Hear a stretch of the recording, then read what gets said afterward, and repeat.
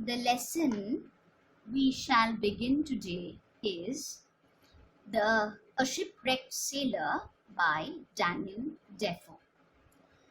This particular lesson is an extract taken from the novel Robinson Crusoe, written by the English writer and journalist Daniel Defoe. Now, about Daniel Defoe, about the author in question, he was a prolific and versatile writer. His prose showed amazing bulk and variety. Remarkable among his fiction is Robinson Crusoe. Defoe embellished the narrative of the residents on the island with many incidents of his imagination and presented it as a true story. The extraordinarily convincing account of the shipwrecked Crusoe's successful efforts to make himself a tolerable existence in his solitude first revealed Defoe's genius for vivid fiction. Crusoe here, or Robinson Crusoe, is not only the narrator but also the protagonist of this novel. Who is a protagonist? The protagonist is the main character of the novel. The following text begins when Crusoe reaches the dismal island after his ship was wrecked. So what does the word wreck mean? The word wreck means ruin. A ship is usually destroyed when it is caught in a storm or it dashes against rocks which sometimes lie treacherously hidden from view. Somehow he's spared by divine providence. What is divine providence? It's God's grace. Crusoe somehow manages to reach the island while his shipmates were taken by the sea. They were drowned. See, on September 30th, 1659, I, miserable Robinson Crusoe, being shipwrecked during a violent storm. So how does the ship get wrecked here? In a violent storm. So he comes on shore on this dismal island. That is the reason why he came here. I call it the island of despair. I was almost dead and the rest of my ship's company was drowned. I had neither food, house or clothes. So he left everything. Actually, he did not leave actually. The ship went down and he lost everything. Not only did he lose his possessions, he lost the crew as well. And he was the only one who survived. He was the only survivor. So he was spared by divine providence and he reaches the island. The island was dismal. He calls it the dismal island. What is the meaning of dismal? It's depressing, cheerless, something that causes depression. This uninhabited island, that means which looked as if nobody had stayed there, so uninhabited island, brought to his mind a feeling of despair. He was all alone and half dead from exhaustion. Actually, he was exhausted. He swam all his way through the rough seas and reached this place. So the perils at sea, together with the lack of human company, brought about this feeling of despair which he was experiencing now. His loneliness was not the only problem because he knew that he had neither food, nor house, nor clothes. The food, house and clothes, these are the basic necessities of a man. And he also feared being devoured by wild beasts. So his loneliness was not the only problem he was about to face. The lack of basic necessities like roof, food, clothes was also a pressing concern. And to make matters worse, there was the fear of being devoured or attacked or eaten up by wild beasts. He is quite new to the place and he guesses that there might wild beasts might prowl these places. Somehow he manages the first night. How does he do so? He slept in a tree. I slept in a tree for fear of wild creatures. So he climbed a tree and he stayed there with the rain pouring down to dampen his spirits and deepening the gloom. What is the meaning of deepening? It means it's intensifying. Gloom is a feeling of melancholy. Now he was stranded on an island. That means he was stuck. He had nowhere to go. He realizes the necessity for survival. The primal instinct, the necessity for survival is the primal instinct that drives every living being. Don't we say the survival of the fittest? Now, several movies have been made on the subject, showing how a stranded person combats the hurdles to stay alive. The portrayal of Tom Hanks, he's a very popular actor, in the movie Castaway is probably the best attempt made to showcase the psyche of a lonely man who has little hope of ever returning to civilization. Now, this instinct for survival takes an upper hand. What does he do? He plans to salvage whatever possible was from the wreck of the ship. So we see here, he's there, he swam all his way back, all his way to this island, to this dismal island, and he does not give up hope because, as I said, the primal instinct of survival took over. So he decides to salvage whatever was possible from the wreck of the ship. So the rain continued through the next day with gusts of wind. Only a wreck of my ship was to be seen in low water. I swam to the wreck to rescue and secure for my survival some food and other provisions, what other needs he would have to support his stay in this particular place. So what was he able to collect? So that you have to make points. Whenever you read that, you start making points like wood, put 1, cable, put 2, string, put 3. Likewise, make points so that when you write answers, you will not miss out any point. Because first of all, when somebody checks your answer, they will they'll look for the matter, and you should have no point missing. Then comes the construction grammar. So for that, you should always make points. And with the instinct of survival taking over or taking the upper hand, Crusoe intends to salvage whatever was possible from the wreck. And he swims to the wreck and is able to collect wood, cable, string, a knife, nails, and a gun. Naturally, for safety, he could defend himself if he had a gun. He also collects a hammock and canvas with which he later makes a tent. He also gets some ink and paper, but he does not bother to get the money, which was pretty useless. Well, why was money useless here?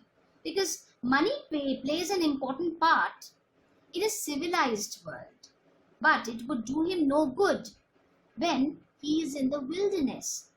He knew that he had come a long way and was convinced that he would have to spend his life alone on this island because his hopes were beginning to dampen. Now we'll go forward. So what does he do? He collects all these various items which I asked you to make points. Now he was some 100 leagues out of the ordinary clothes of the trade of man.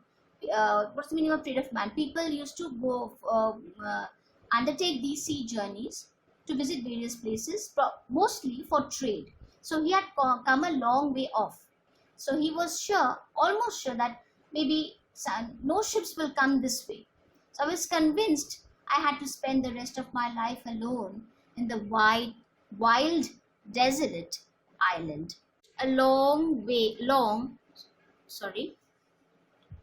Long for a place of safe habitation, as I said, food, clothes, shelter. These are the basic necessities without which we cannot do. So once he gets hold of these provisions, whatever he could gather from the island, he decides to make himself a shelter somewhere where he would take where he would spend his days. So for that he needed a shelter, and he had got himself the canvas, which I said he would later put to use. So what does he do? He first looks for a place to pitch his tent. So, and he found this place. He found a little plain on the side of a rising hill. On the rocky wall of the hill, there was a hollow place worn in, like the entrance of a cave. Now, this rocky wall that it had, it was caved in with time, and it became like an entrance to a cave. Caved in means it became hollow.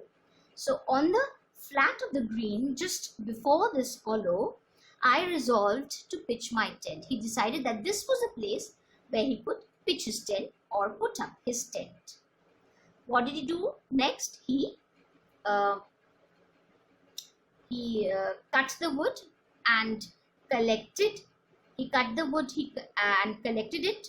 Then he made it into stakes. What is a stake? A strong wooden or metal post with a point at one end.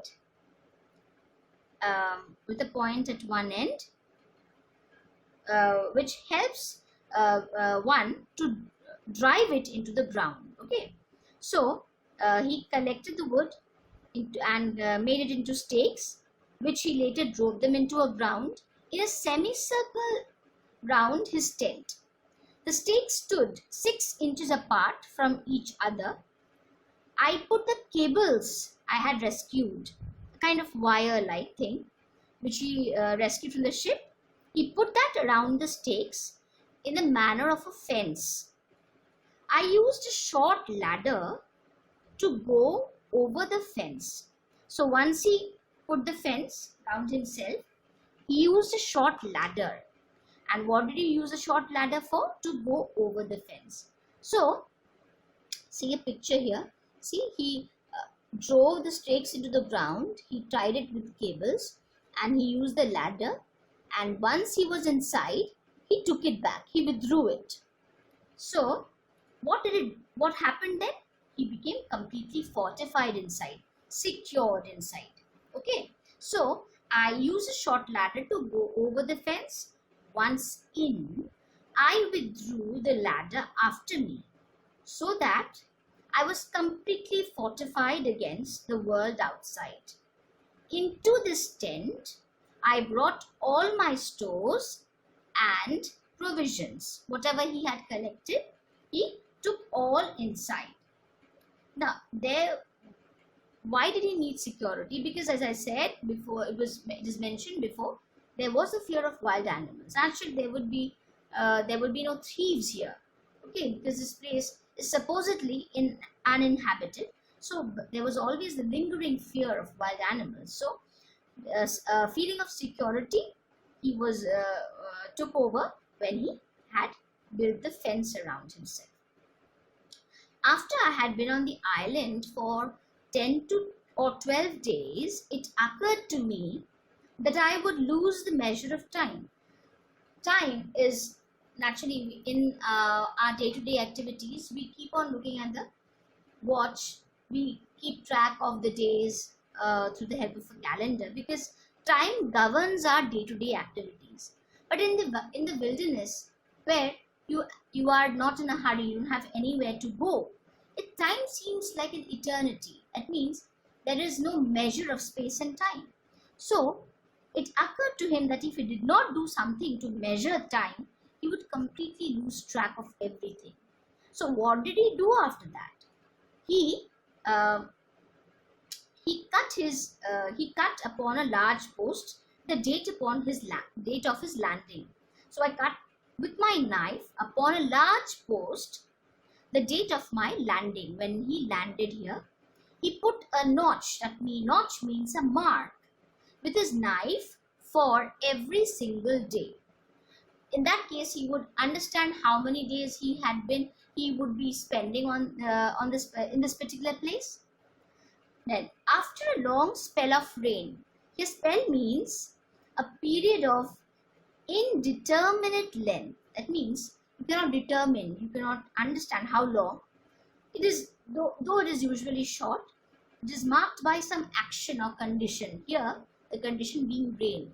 So, after a long spell of rain, I saw some fair weather around 7th of November. That means the skies became clear, it stopped raining probably. I spent the next couple of days making some wood boxes to keep my provisions dry from rain. Naturally, if things would become damp, they would get spoiled. So he started making wood boxes where he would store his provisions. Among the things I rescued from the ship, there was a small bag of corns meant for poultry feed. Poultry means hen, it can be turkey, it can be duck. These grains were used to feed such kinds of animals. Now, most of it was devoured by rats. It was eaten up by rats. So, nothing remained but mostly husks and dust. So, Crusoe did not keep it, he discarded them. He emptied the contents just outside his wall, the boundary that he had made, the fence, the boundary that he had made. He discarded that just outside it, and he was quite astonished to discover that it was perfect green. It was time a little before, and he did not care much about it, so he discarded it. And this was a little before the great rains. That means after his discarding of that those corns, what happened? A long period of rain continued, and after that, a month later, he discovered something. What did he discover? He discovered green stalks shooting out of the ground. They had started germinating. He was very astonished, and he discovered that it was perfect green barley. So something if you don't expect something to happen and something good happens, so you are naturally very happy. So he was very happy and astonished as well. So now his security of food and shelter, he had taken care of his food and shelter. How shelter? Because he had made a tent for himself. He had pitched a tent for himself in a more or less safe place. And how did he take care of his food? Because he had somehow accidentally grown barley. Now, what about, we know that man at the beginning was not civilized. He led a nomadic life. He used to move from one place to another, and in such, he used to hunt animals and have and eat them. So and eat fruits too. So when he would exhaust that entire place, he would go to the next. So he did not have the chance to settle down. Later, when he learned the art of growing crops, of cultivation, so he said, then slowly he settled down. He started colonies, then colonies became civilization, then it became empire. So the cultivation or the growing of crops is one of the most important reasons for civilization. So he had taken care of his food and shelter. Now, in the same month, he developed high fever, and actually he became weak and thirsty because nobody was there to take care of him. He recovered around 30th and gradually felt stronger than the day before. Okay, so a lot of activities going on. So he fell sick, and then he ultimately recovered. On 15th of July, I took a more particular survey of the island. Around 2 miles up, I found a brook with pleasant meadows by its bank, plain, smooth, and covered by grass. Okay, in a woody part, I found melons in great abundance. And in great abundance means they were growing everywhere, a lot, and grape trees. There were plenty of fruit trees. So the grapes were rich and ripe. Further into the land, I found a great number of cocoa, orange and lemon trees. Here too I would advise you to take care to make points so that you would remember what he found where. I carried great parcels of fruit homeward and the journey took him 3 days. So when he journeyed from that particular place where he found all these fruit trees to his tent, that journey took him 3 days. So it became pretty exhausting and to carry loads of things with him. So he had the temptation to go and settle over there, but he did not. So I was tempted to transfer my habitation to the Valley of Fruits. He called this place the Valley of Fruits, but he did not do so. Why did he not do so? Because he still hoped to be rescued by some passing ship on the sea. No, actually, we cannot give up hope. Crusoe too did not give up hope. He hoped against hope that someday some ship would pass by and would be able to see him and he would return to civilization. So he did not wish to be enclosed in the hills and woods because that could act as a screen. I stayed in view of the sea, and 10 months had passed since he had set foot on this island. Previously, I had no lamp after dark. I collected a little tallow. What is tallow? It's given in your book. Animal fat used to make candles, and a small clay dish. To this, he added a wick. So, candles, you would see there's a wick inside the candle. You light up that wick and the wax helps it to burn, okay? Holds the wick together and helps it to burn. So what does he do? He does that and he makes a lamp for himself. I now began to seriously consider the circumstance I was reduced to. He decided to describe his state of affairs in writing. He had to do something or the other. So he began to keep a journal for every day's employment. But naturally he couldn't include every particular details because he gradually ran out of ink, because whatever he was able to salvage is what he had. He couldn't buy anything. So naturally he couldn't include every particular detail. I found by the notches, remember the notches that he kept so that he could keep track of the date and time, dates of the time.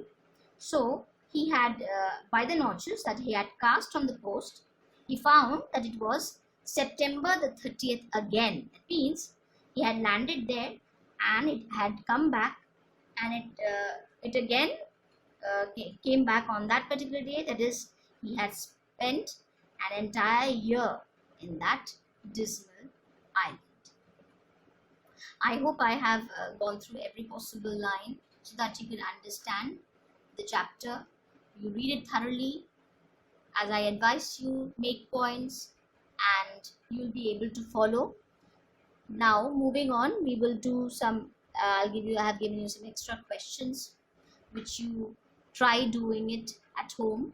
The first question is, what is the meaning of despair? Why does he call the island of despair? Second, what chance had brought him here? What were his immediate worries? What did he do to keep himself safe? 4. Where did he find the necessary things for survival? What was he able to salvage? 5. What did he find in the wreck which he considered to be useless? Why? 6. Where did he pitch his tent? 7. How did he fortify his tent? 8. What did Crusoe do to keep track of time? Why did the necessity arise? 9. What did he do to ensure that his provisions remained dry? 10. How was he able to gain the security of food and shelter? I've written "and" in shorthand. shelter. 11. What fruitful discovery did he make after he recovered from his sickness? 12. Why did he not transfer his habitation to the valley of fruits? 13. How did he make himself a lamp? 14. Why did he start maintaining a journal? What made him stop? 15 and the last one. How long had he been on the island? With this, the chapter comes to an end. I advise you to read the chapter properly and solve the questions thereafter.